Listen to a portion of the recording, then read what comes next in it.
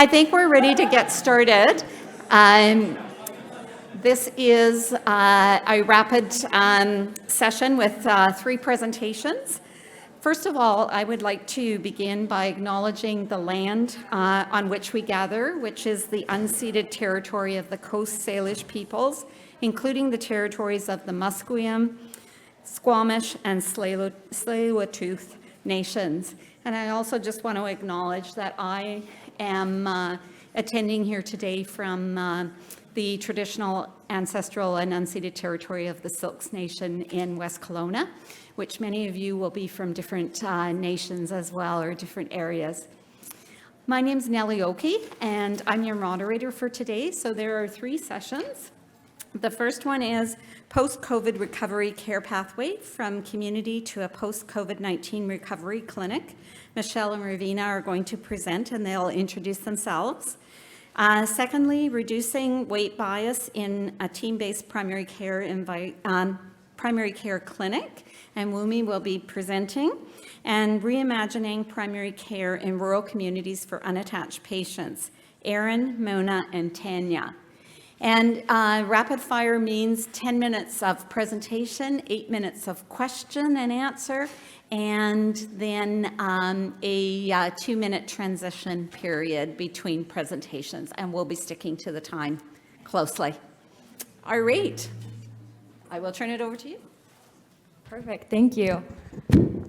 So hello, everyone. My name is Raveena Garcha, and I'm a project leader for virtual health and shared care at Providence Healthcare. And I'm here with my colleague, Michelle Malbeuf, program manager for the Post-COVID-19 Interdisciplinary Clinical Care Network, also abbreviated as the PCICCN. And today we're going to be presenting on the Post-COVID-19 Recovery Care Pathway from Community to a Post-COVID-19 Recovery Clinic. Before we begin our presentation, we do want to acknowledge the lands that we are on, which are the ancestral and traditional territories of the Coast Salish peoples, including the Musqueam, Squamish, and Tsleil-Waututh nations. I also want to mention that we left copies of the Post-COVID-19 Recovery Care Pathway on every second chair, so feel free to take a look at that during our presentation as a resource, and you'll see more of it as we get into our slides.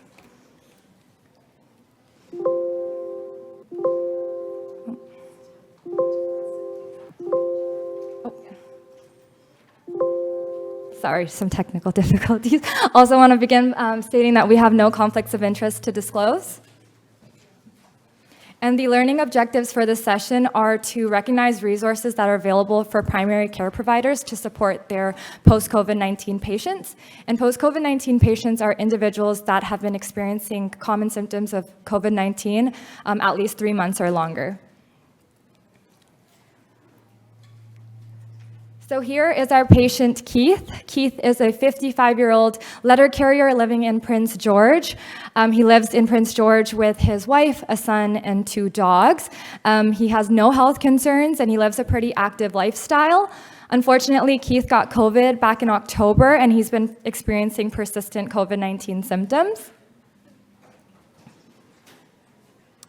So to address patients like Keith, the Post-COVID-19 Interdisciplinary Clinical Care Network, the PCICCN, which I mentioned, was established. And the PCICCN aims to support the best possible outcomes for patients dealing with persistent COVID-19 symptoms through best practices, education, and research. And through the PCICCN, 5 post-COVID recovery clinics have been established throughout the province.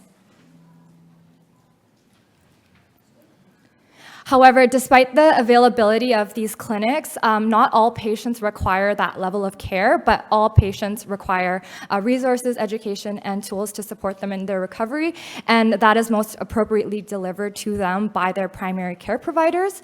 So it's really important for primary care providers to get the context and support to help their patients. So the PCICCN wanted to ensure that primary care providers were equipped with the tools, education, and resources to support their post-COVID-19 patients. So this involves learning where and how primary care providers get their knowledge and enabling them to appropriate resources to support their patients. And I'll pass it over here to Michelle to take it on. Thanks, Raveena. So, in response to this identified need, the PCI-CCN, in collaboration with the Shared Care Committee, developed the post-COVID-19 recovery care pathway. Now, this pathway is really rooted in collaboration. A group of family physicians, post-COVID specialists, as well as other allied healthcare providers came together. And really what it does is supports the navigation through various healthcare services, improves access to care, and really helps with that linkage to resources. So let's go back to Keith. Despite being able to manage his acute COVID at home, he's now been experiencing some really severe symptoms. He was able to return back to work, no problem, after his 2 weeks, but now he's really fatigued and having some debilitating headaches. Keith's been calling into work sick and actually hasn't returned back for the last month. Keith goes to his family physician, who's really quite stumped with this. But, acknowledging that all of these symptoms happened following the COVID illness and hearing some buzz about long COVID, he sort of starts to wonder.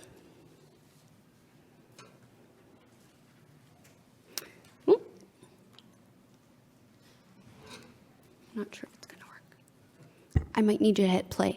Thanks. So, Keith's doctor logs on to Pathways BC. This is a common resource that's used. And you can see here there's quite a number of COVID-19 physician resources. And at the bottom, he has this post-COVID care pathway, which he clicks on. And it takes him to this post-COVID pathway. So right up at the top there, you see there's a little bit of preamble. And then moving in, we've got some of those first initial assessments that are recommended, and then lots of these common post-COVID symptoms that folks are experiencing, including standard of care investigations and some management options. He sees the headache guideline over there and clicks on it. And this is a pre-existing guideline, primary care management for headaches in adults. And it goes through lots of the common red flags that docs need to identify, as well as various management and investigation approaches. Further down, we'll see some pharmacological treatments. And this allows Keith's doctor to make decisions about how he would like to proceed in investigating these headaches. Going back to the pathway, we'll start at the top. This first box asks if Keith's doctor needs urgent clinical advice regarding his patient's symptoms. So if Keith's doctor was in fact worried about this, he would be able to contact the post-COVID-19 specialty race line, and this would allow him to have a physician-to-physician consult within 2 hours. Because Keith's doctor is not that concerned about these headaches, he follows the pathway down. This next box asks if Keith was hospitalized, if he's not been able to return to work or school, having difficulties performing those activities of daily living, or just experiencing some of those really persistent symptoms. As Keith has not been able to return to work, this next box asks if he's at least 3 months post-symptom onset. Now, this is because oftentimes it is taking that 3 months. As he is, the next box instructs Keith's doctor to refer him to the Post-COVID Interdisciplinary Clinical Care Network for a registered nurse assessment and possible linkages with resources. This may or may not be a visit to a post-COVID recovery clinic. Keith's doctor can click right on this link, and it takes him to the referral form. Keith's doctor can complete this referral form and fax it to central triage for assessment.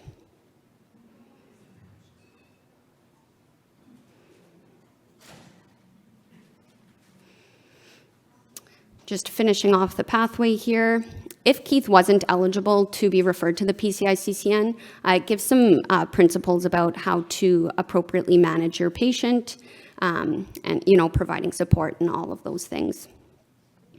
To the left here, you'll see quite a number of emailable patient resources. What's really nice about these is that those little mail icons, the physician can click directly on it, and it'll send an anonymous email to the patient. We can go ahead and click on the headache guideline, And this is an example of a resource that Keith could start using to support his recovery while he waits for his appointment with the PCICCN. These were developed with numerous specialists and content experts, and really just start embedding some of those self-management principles.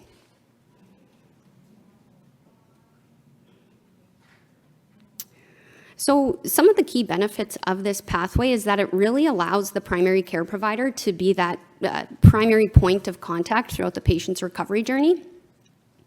The tool is really meant to support ongoing knowledge and learning about these symptoms and management approaches. Given the limited knowledge of post-COVID and treatment options, this really supports the appropriate use of healthcare resources. We know they're scarce, so this really helps minimize unnecessary diagnostics or unnecessary specialist referrals. And what I think is most important is that it ensures that the patient receives the right care at the right time, which ultimately improves outcomes for the patient and BC's healthcare system. Thanks, Michelle. There's just a couple more slides here. So there are many factors that contributed to the successes of the pathway. It involves interdisciplinary collaboration between family doctors and specialists. We also leveraged a tool, Pathways BC, that's already familiar for primary care providers and is quite user-friendly. And the pathway went through frequent review and revision, and it's rooted in evidence. And this slide just shows some of our recent evaluation results to date. There's been an encouraging uptake of the tool. As of May, just yesterday, there's been 3,193 page views on the pathway, on our pathway on the website. There has also been 5,614 referrals to the PCICCN, and there have also been 422 race and EK specialty advice requests. So we just want to thank you for taking the time to listen to our presentation today. If you have any questions about the pathway at all, you can email me. My email's on the slide, rgarcha1@providencehealth.bc.ca. We'd also like to take this opportunity to answer any questions that you may have as well. Thank you.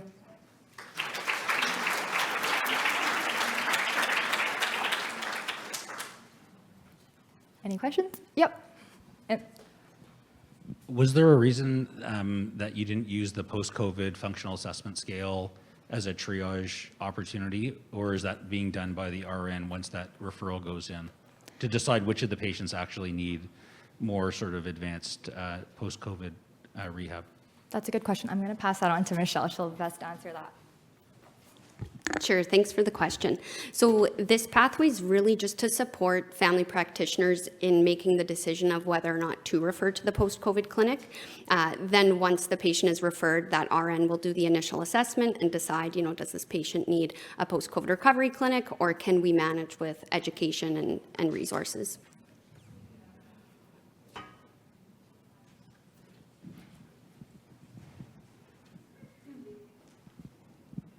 Just checking out quickly about the headache protocol you showed. That looks very accessible to patients. Is there a way for them to self-access that information without the referral? Yeah, absolutely. Great question. So all of these resources, including the pathway itself, lives on PHSA's post-COVID Interdisciplinary Clinical Care Network webpage. So there's provider-facing resources as well as patient-facing resources.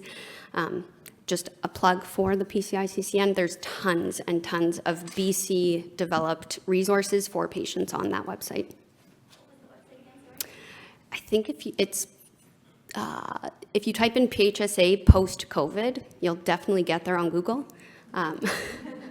It might be phsa.ca/post-COVID. Yeah, education or something. Yeah, you'll find it on Google. Anyone else?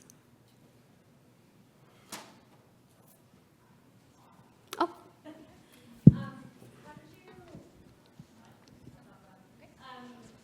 Build awareness with family physicians? Oh, sorry. How did you build awareness about this tool with family physicians so they know that it's out there to use? Perfect. Thanks, Hannah. I'll answer it first and then hand it off to Raveena.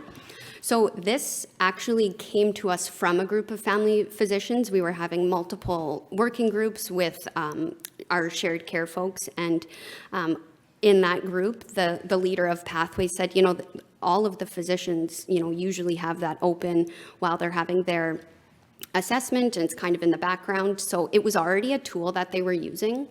And we, of course, plugged, Doctors of BC, tried to promote it a little bit more. But Raveena, do you know any other spots? Yep. Through the PCICCN and our shared care project, we've also developed an education program for primary care providers. It's called the BC ECHO for post-COVID-19 recovery. You can also find that on the PHSA website. It's basically a 12-month curriculum where we provide education and resources for primary care providers to support their post-COVID patients. So these sessions run every second Tuesday of the month. Our next session is June 14th if you want to register. It's on the website. But we have a variety of topics, and the pathway has been demonstrated on a few of our sessions already. Back in September, we had a session on top 10 challenges faced by family practitioners. It was also on one of our neurocognitive symptom sessions. So we're also using that platform to share these resources to primary care providers. And that those sessions are also available not only to primary care providers, but all healthcare providers. So regardless if you're a family doctor or an allied health professional, you are more than welcome to sign up for those sessions and get resources. Yeah. What happens if I present at the walk-in clinic? How would that help the walk-in clinic physician or nurse practitioner help me? Yeah, Michelle will take that. Yeah, so the question was, if I'm a patient who comes to a walk-in clinic, how does that help the patient and the provider? Is that right? Yeah. So really, this tool is accessible for everyone on Pathways, and you don't need to be the primary care provider to refer to the network. As long as you're a nurse practitioner or an MD, you're able to refer. And really, it's about guiding and navigating lots of these resources. So as long as the idea is, as long as the practitioner has access to those resources and can share them with their patient, that's really the goal here.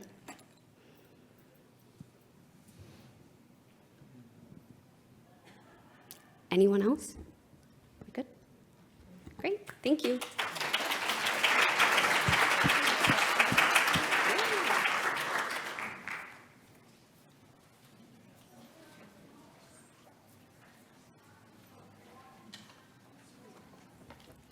Good afternoon, everyone. I'm Omowumi, Iyaoromi. I'm from Prince George. I work in the primary care clinic, and our study is about reducing weight bias in a team-based care. Next slide, please. And it's going to be an interactive session. Please, if you have this with you, check your bias. Please, can you start filling it? It's, and once completed, you can log into Slido or use the QR code here to access it. So please, we can start filling it now because of time, if you don't mind. I have nothing to disclose. Next slide, please. So this is our team.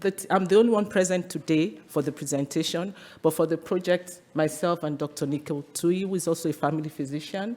Our PQI coach, Laura, is here with me here. Our social worker, Tracy Jason, our medical office assistant, Lola, and then the executive director of the PG divisions and our team lead of Blue Pine Clinic, Laurie Zopi, and a dietitian was also part of the team, and then we have a practice support coach, Bonnie Mercedes. So this is our present staff at the Blue Pine Clinic as of May 2020. Next slide, please. And if we look at this graph here, the body mass index distribution at the Blue Pine Clinic, where we compare to the adjusted self-reported Canadian average, if we look at the second to the last and the last one, we see that most of our population, we have the percentage for the patients with Blue Pine Clinic is in blue. We have a significantly higher amount of patients with excess weight. Next slide, please. And so that is it there. Next slide, please. And why is it important for us to talk about weight bias in primary care? We found out that there are lots of negative stereotypes towards obese patients. And why I decided on this project was because when I send my patients to specialists or primary care physicians with special interest in weight, they don't want to go. And also, when I ask them sometimes, let's talk about your weight, they don't really want to talk about it. And I found out that, or they make comments like, oh, I've been told a lot of times to eat less, walk more, and nothing has happened. If I have a headache, it's all about my weight. If I have this, so that made me quite curious that what is really happening. Our own buyers as healthcare providers, can it contribute to our patient accessing care? So from studies that have been done, negative stereotypes and attitude towards obese patients, like saying they're lazy, they're lacking in self-discipline, they're dishonest, they are there. And then we found out that there's shorter appointments with them, and they don't really have access to even basic screenings that we usually do for everyone else, because we assume that people with slim bodies are healthy and people with excess weight are not healthy. And I'm also grateful that the 2020 obesity guideline talks more about a shift from weight to health, that we should discuss more with our patients about their health, not about their weight. Because some people, no matter what is done or what they do, the weight wouldn't go away. But we should be more comfortable in our sizes. Next slide, please. And we see these are different terminologies: weight bias, weight stigma, weight discrimination. And if you look at the third picture there, 64% of adults with obesity report experiencing weight bias from healthcare professionals. This is from the obesity guideline infographics. This is real. Please, next slide, please. Next slide, please. And so it's time. Please, let's start checking our weight bias. Do we have any form of weight bias? Before I did this, I said, no, I'm good. I don't think so. We have what we call the explicit, that is so obvious that we have control about, but there's also the one known as the implicit bias that we're not aware of. When I saw my score, I said, wow. So, we're not aware of them. So please, if you can, while we continue, please fill it in and then we'll review together. Okay. I think I can use this instead of, okay, sorry. We all have roles to play. With increased awareness and understanding is very critical. Many people are unaware of their biases. And as healthcare professionals, even from the office assistant to the clinicians themselves, everyone around the healthcare sector needs to be aware of this bias, because we can contribute to it one way or the other. It was just a few days ago, one of the staff in the clinic said, oh, after the study, I'm more confident talking about it. I'm advocating for my family members, telling them to reach out to their providers to talk about their weight. That's giving them more confidence to tell people that, look, it's not just about your weight, it's about your health. And the focus should not be on weight. So many people are aware of their biases, healthcare professionals, specialists. Unfortunately, a patient told me a few months ago that, oh, can you send another referral to another specialist? And I asked her why. She said she had some conditions, and the specialist said, oh, there are no fat people in concentration camps. And I really felt it. And I told her that, okay, we'll do the referral to explain to the next specialist that because of some reasons, the patient is not comfortable accessing the care from the other one. So it's real. And, I'm thankful that the patient was able to reach out to me to ask, because that would have been the end, that, okay, I'm not going to access care, I will not show, And I asked her, okay, are you comfortable talking about your weight? Is this something that you want us to talk about? And she said, yes. So we started the journey. She's done her intake. She's already going through a lifestyle modification measures and medications. Okay. What's happening? Please, can you help me? Okay, so the aim of our project was to decrease weight bias as measured by the belief about obese person scale, very simple scale tool among staff, and that's what we're using now among our staff. And was at the initial time when we did it, it was 26.59 in February 2021, And our goal was to reduce it by 20% by April 2021 by providing education. And during the process of preparing for this project, we found out about the Edmonton Obesity Scoring Scale. And I found it very useful because it doesn't talk about how big someone is. We'll see the tool very soon. So the first time I administered it to a patient, she was crying that this is the first time I'm not told that my BMI is XYZ. You know, that it's about my health, not about my BMI. So we recognize the bias may be an issue, and then with the staff at the clinic, we did a pre-survey, completion of the question of the tool. Then we also did a post one, and then we applied for funding for weight-inclusive equipment, although we didn't get approval for that. We're still working on it. And then staff and patient education. So we had a dietitian come to talk to us about weight. We had Dr. Nicole Tui talk to us about terminologies not to use, being comfortable in one's weight, and then we did all that. We provided tools and materials, and then we did a survey too after like a month of having those education. So now we have posters in the clinic, in the different consulting rooms and the lobby saying, welcome. We support people at every size to achieve their health and wellness goals. Everybody is a good body, and we believe in health at every size. And I tell my patients, it's not about your weight, it's about your health. And so this is the Edmonton Obesity Staging System, EOSSS. So when a patient comes in, when we start talking about it, ask, okay, are you interested in talking about your weight?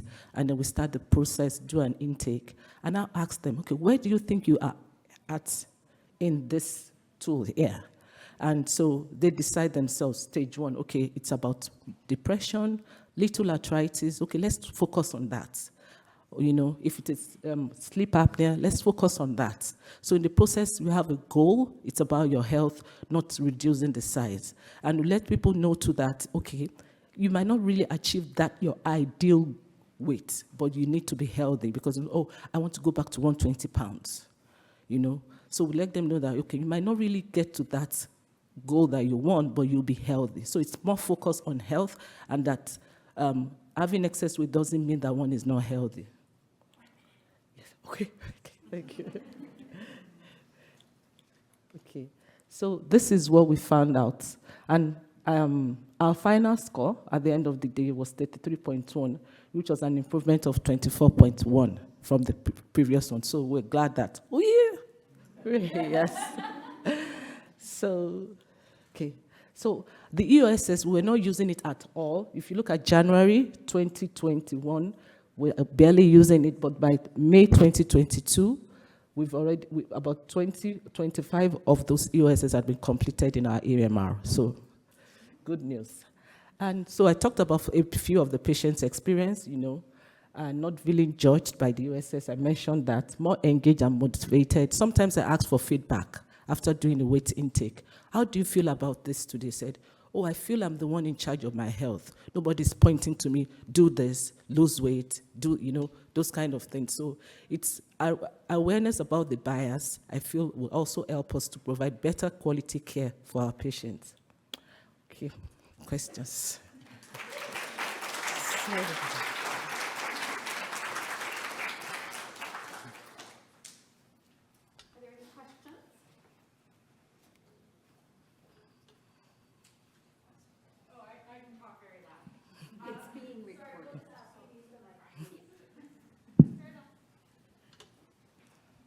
Thank you.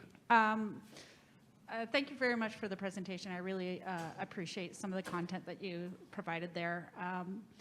You had mentioned that you talked to a couple of your patients about how they felt with that. I was wondering if there was any interest in looking at them in more detail in terms of actually measuring maybe, or doing a study if they've noticed a difference, or a more structured survey with any of your I didn't patients? get the question, sorry. Oh, is there a possibility, or do you have any intent? How were patients included in the process? Okay, so it was, I should have mentioned that, it was during the pandemic. Initially, it was, the study was to study weight bias among our patients. So, but we couldn't do it because of the pandemic. We said, okay, let's start with our staff.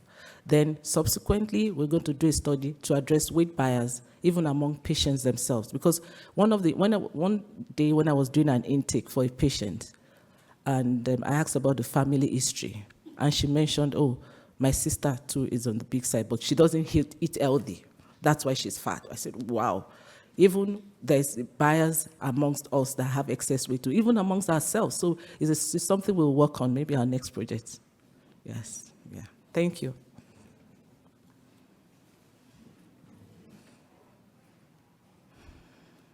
Any other questions?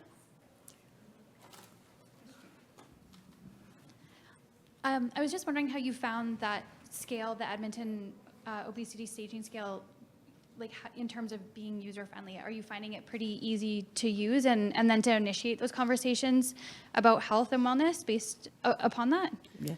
So, the obesity guideline 2020 talks about asking the patient if they want to discuss their weight. So once they give the consent to discuss their weight, I will have it laminated in the consulting rooms. And I said, okay, we're not going to talk about BMI today. A lot of people are aware about BMI, so they get interested. I said, this is about your health. The focus is on your health, not BMI. So I bring it out and I said, okay, this is what it looks like. Where do you think you fall here? And I already have a list of their health issues in the EMR. Oh, I have arthritis, I have sleep apnea, I have diabetes, so they're able to state where they are at. So what do you think we should address here? So we need to address the sleep apnea, we need to address the arthritis, we need to address the depression. So let's start working towards that. And in the process, we need to eat healthy, we need to take medications. We start talking about medications from the beginning because it's part of the management, not just eat less, walk more. So it's been really accept. Nobody has said, I don't want to talk about use the skills so far. I don't know. Yes, thank you. Yes. Yes. So. And then the back.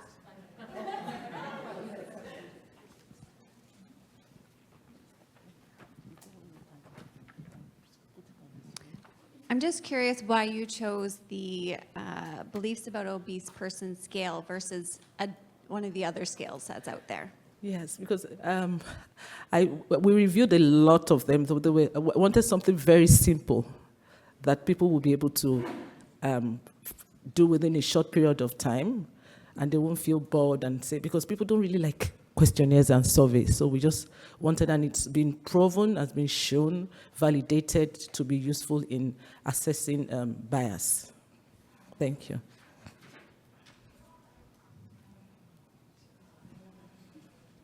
So please, we don't know if we can, okay, we have it here. Hi, I'm a physician quality improvement coach that has also supported Wumi with some work. And I just wanted to shamelessly plug, there's a second QR code at the bottom of your page that leads to a podcast that Wumi has done on this subject if you want to learn more. And there's also links on that page to the EOSS scale. So if you want to actually get the PDF and some additional resources and literature, check out that second QR code. Thank you. So we have our results here. How did we do? Yes, not too bad, yes. Thank you, yes. Okay. Thank you. Thank you very much. Thanks, everyone.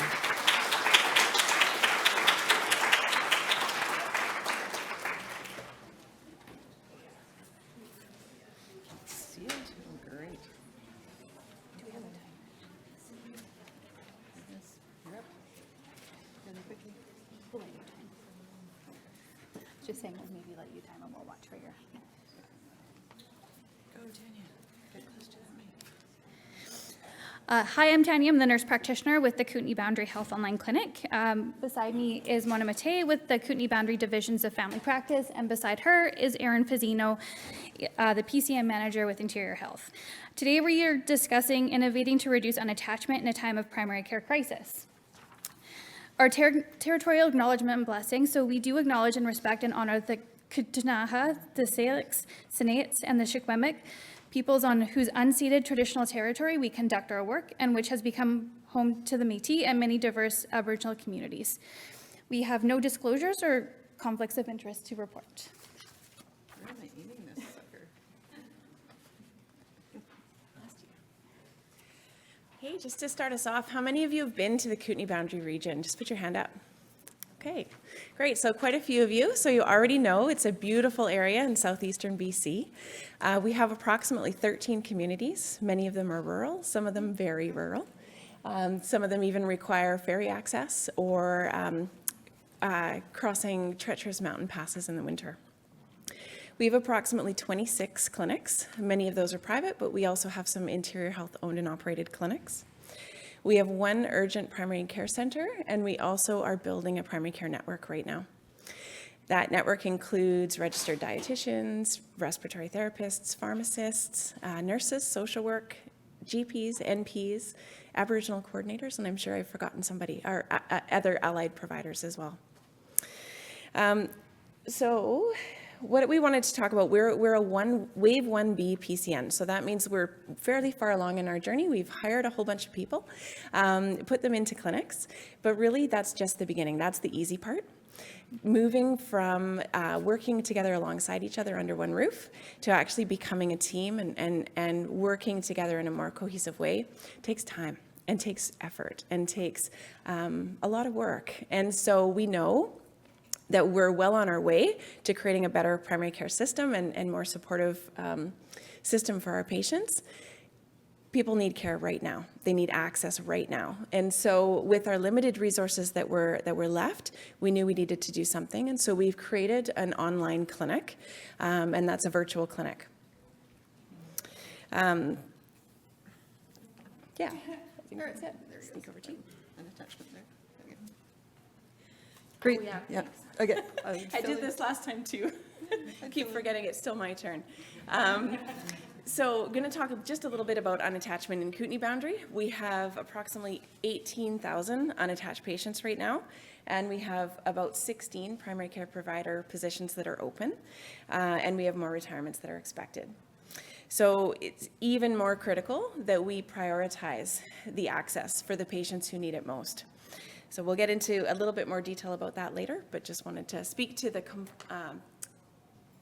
magnitude of the attachment crisis.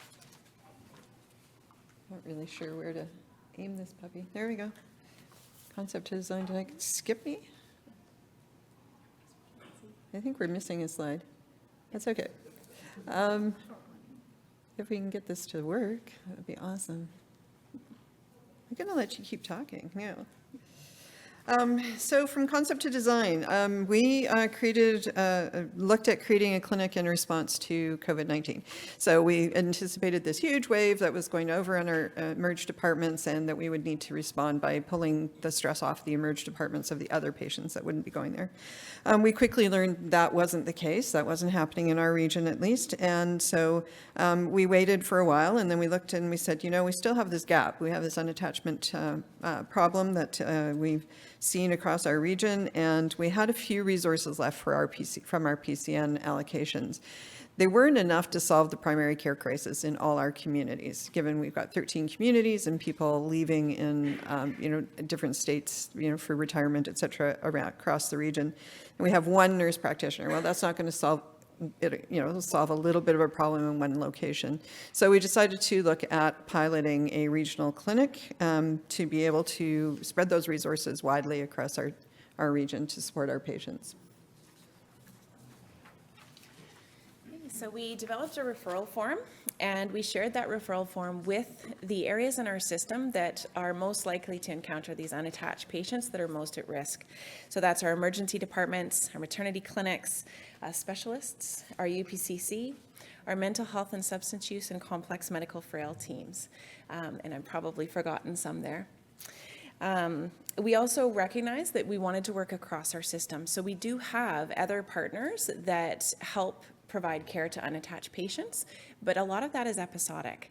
And we really wanted to look at the longitudinal piece. There are definitely patients who have conditions that aren't well addressed through episodic care.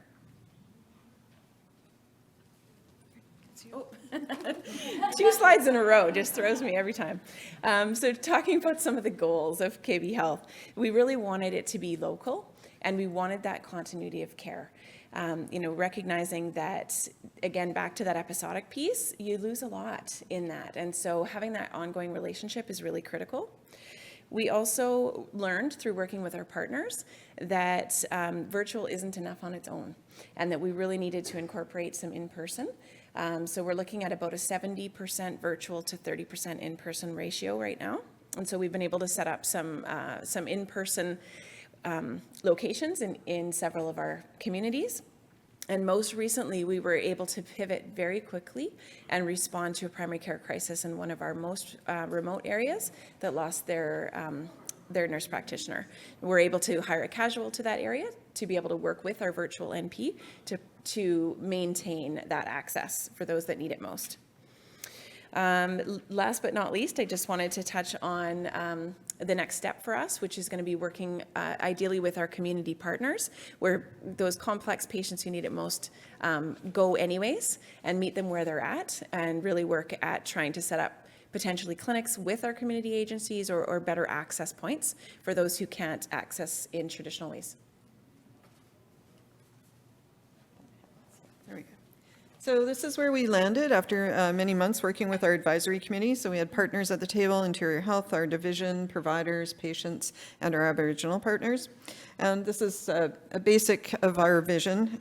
Really critical to our plan is our QI process. We're being very accountable to our PCN steering committee, who has been generous enough to support this process. And so we're making sure that we follow what we do and make sure that we can report back on our good outcomes. Key to the service is what we call second stage attachment, which is taking, we're bringing the patients in an unattached situation, stabilizing them, providing longitudinal care until we can find them a placement in their community with a clinic that's already in existence. But of course, we know that the primary care crisis is going to make that a bit more difficult for us. We work directly with our Health Connect registry, so all our patients come from the Health Connect registry list. You cannot call our clinic just randomly. We don't have any access points on the web. We pull all our patients off the HCR, so any of our untouched patients in the region need to register there. And as Erin mentioned, we have a priority list at that with the HCR that some of our specialists, et cetera, can refer to. And they get prioritized into our clinic. We're operating under Prima Health Cooperative. That is a nonprofit cooperative that was formed by our Division of Family Practice, and it's a separation of our mission to support membership and their needs and advocacy and other work versus this clinic management type hat that they've taken on. So we have a couple of things under that piece, and eventually there's an aim to see that Prima Cooperative moves onto a community-run board. Okay, so some of the key results that we've encountered with this clinic is that the clinic functions based on a focus on team-based care. So we do have access to an MP, RN, social worker, virtual care coordinator, and a patient services coordinator, as well as the PCN regional resources. Our EMR is fully integrated to accommodate the virtual platform with video-enabled appointments. The population ranges from young, healthy moms to medically complex frail, with the majority of the patients being between Nelson and Trail at the current time.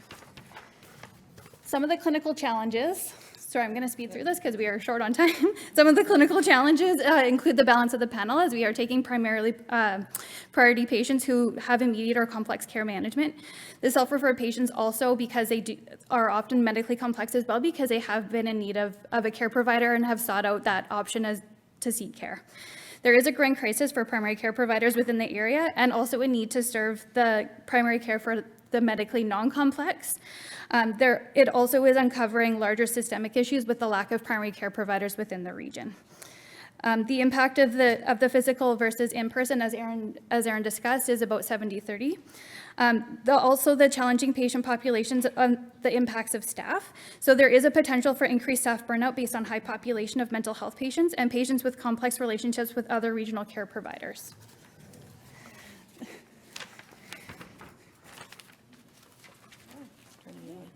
I can just jump in really quickly and speak to some of the organizational challenges. Of course, we had to think about how are we going to own and operate this clinic.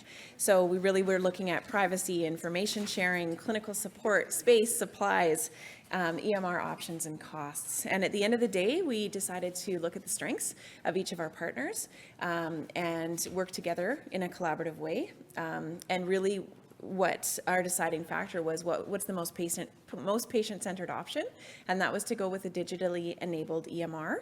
And yeah, I think Mona's going to speak to a little bit more about that. Oh, and last piece is NP recruitment. We've had some challenges with new grads and NPs from out of area, but really going back to those foundational pieces that we mentioned around our values of keeping it local. We weren't ready to go there, but now in a better position to be able to work with new grads. So that'll be our next step.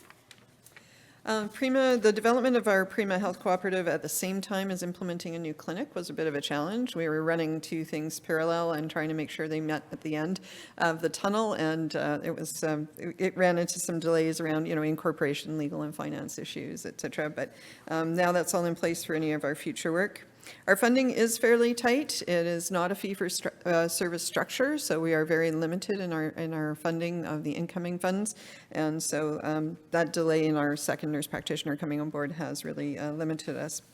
And then we've had some challenges around finding locations. So we've been trying to work with existing clinics to find us a space for a day or two a month to operate in their clinic. And people are just really busy, or seeing it as a bit of a extra push that they're not prepared to take. Last but not least, I get to speak to the successes. In general, the clinic is open. We're seeing patients. Patients have access. So I think that's a huge success. Additional success for us was we had an advisory team to guide us. And having the strength of the different lenses and perspectives, I think really helped us to mitigate some of the challenges that could have come up. And recruiting the right team. We have a fantastic team, really committed, really that whole blend between Interior Health and our contracted partners. So it seems to be working really well. And just last but not least, I think the collaborative model itself is one of our biggest successes. In terms of our orientation and onboarding of our team, we really took our time to do that right as well. We spent 2 weeks with the team before we even started to talk to how we were going to meet with patients and get the workflow in place. So it was a real mix of organizational information and learning about the PCN itself, developing our culture of self-management, building our team relationships and team bonding, and then, of course, really getting into some of the work of the work processes, as well as learning the EMR and learning our phone system. And there was all sorts of stuff. But it went really well, and the team is running to top of scope, which we'll touch on.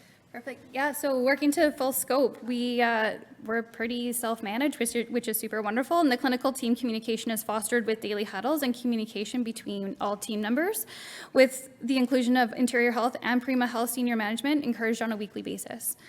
We do have improved access to care, so dependent on priority, we do receive referrals and then are further triaged by the RN, with the most urgent being seen within 1 to 2 weeks from the time of referral to the time of first contact with either the RN, the MP, or the social worker. The MP hours consist of evenings and weekends to help increase access. And we do have control over the inflow of patient panel, which is dependent on the need to balance the workflow and management of priority patients. And typical onboarding has ranged between 20 to 50 per month. Patient outcomes, this is a big one. We have successfully been able to have early diagnosis of chronic disease and provided management of the same with multidisciplinary support and early referrals when appropriate.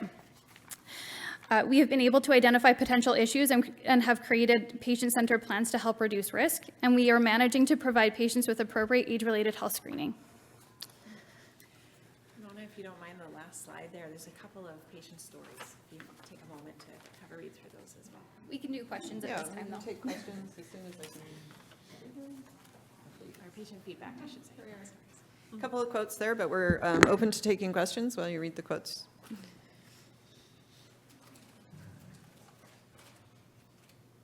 Everybody's reading.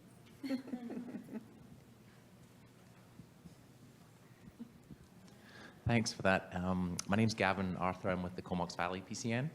I just wondered about the setup costs for Prima as a not-for-profit. Did you reallocate resources from within the PCN, or was that some separate funding you were able Yeah, to? no, win? Prima was not funded through the PCN, so the implementation of the clinic team was, the support for us to get the clinic team going on was supported by the PCN, the change management of that. But the clinic, or the Prima Health Cooperative was an initiative through the division under another hat, so it was funded through other funding.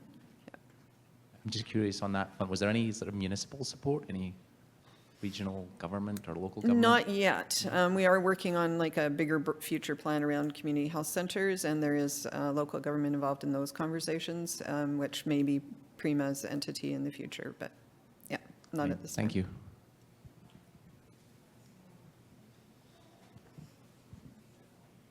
Hi there, I was just wondering if this is the first type of this clinic in BC or anywhere. I think we're doing a bit of a different model, but there are a few virtual clinics that came up through COVID, and we did meet with several other divisions through the last year, looking at their models, different ones from fee-for-service to other attachment models. Like Squamish has one, the Central Interior Division. Yeah, so there's a few that have started up around the province. East Kootenay started as virtual, but they're going to bricks and mortar and under their PCN now. But it wasn't, those ones weren't necessarily on attachment, the way that we're approaching it. Cowichan has one that is a bricks and mortar clinic as well, that has several more primary care providers that's more of an attachment clinic like ours. Yeah. The other ones seem to be more COVID response.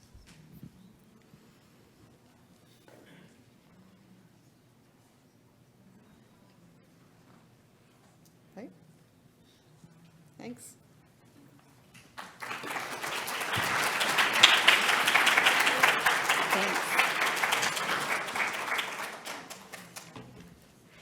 I would like to take an opportunity to thank all the presenters for their great presentations. And if you have any further questions, please feel free to contact them. You do have an evaluation form, the little blue form. If you could complete that, or you can complete it online as well at a different time. And then just lastly, just to remind you that there is a storyboard reception, and the storyboards are actually right outside in the foyer here. Thank you.